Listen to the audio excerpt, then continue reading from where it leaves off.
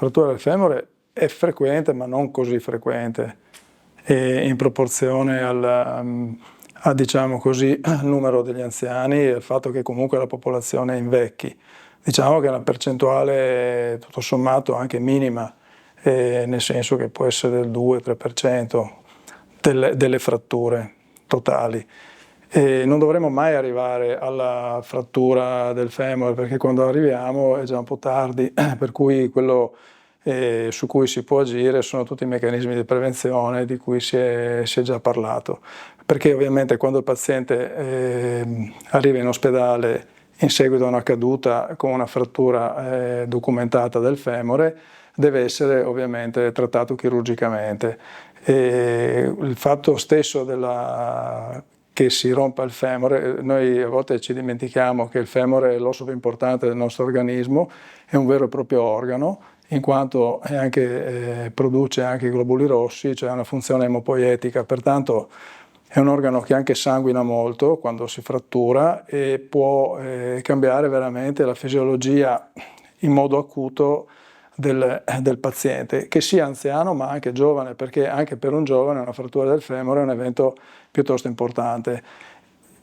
se non altro perché improvvisamente la persona si trova dalla posizione verticale, cioè dal fatto che riesce a essere autonomo a camminare, ad ambulare, e si trova improvvisamente in posizione orizzontale e già questo gli cambia la fisiologia. Ovviamente il trattamento chirurgico deve essere effettuato nei tempi più rapidi possibile,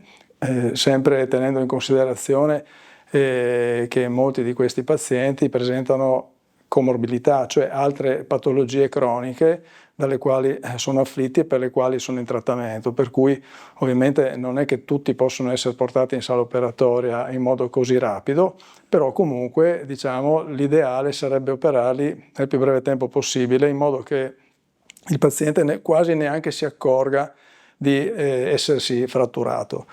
E poi la riabilitazione il più presto possibile, cioè rimetterli seduti a letto, in poltrona e riprendere la fase riabilitativa per portarli nel più breve tempo e rapidamente ad avere una deambulazione il più possibile autonoma.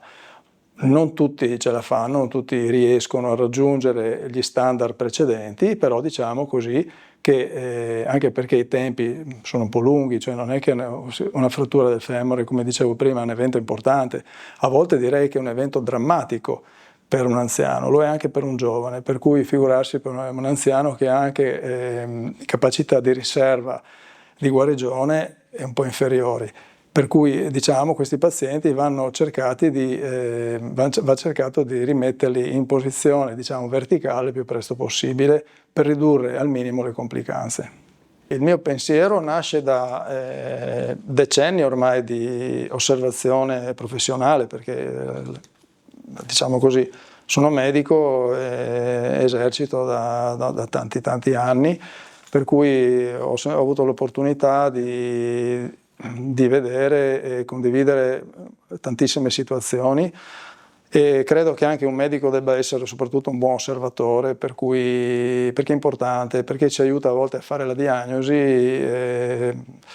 anche dove si farebbe molta fatica a capire le problematiche dell'individuo, perché non sono tutti i casi semplici, a volte i casi sono anche complessi. Allora, tornando alla sua domanda, io dico che purtroppo siamo una popolazione sedentaria, è un po' pigra in generale, ecco, non ci muoviamo molto, o meglio ci muoviamo, però utilizzando sempre i veicoli a motore, le comodità, insomma, che questo ci fa un po' impigrire, e il fatto di muoversi e soprattutto camminare poco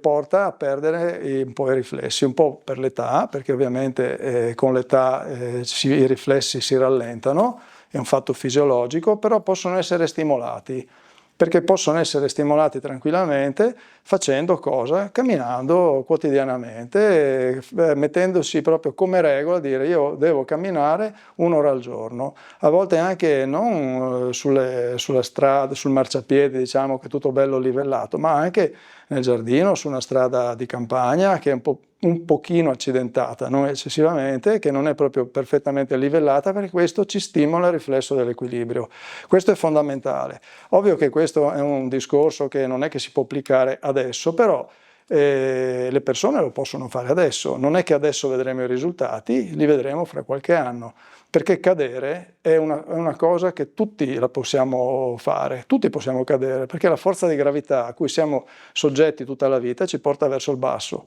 Di conseguenza, prima o poi tutti possono cadere. Però cadere e avendo dei riflessi pronti ci evitano alcuni danni,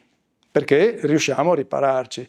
Invece cadendo, se non abbiamo i riflessi adeguati, ci facciamo molto male, e la frattura del femore, io lo torno a dire, è un evento drammatico, perché può portare a volte a una situazione talmente complicata e a farci perdere il paziente.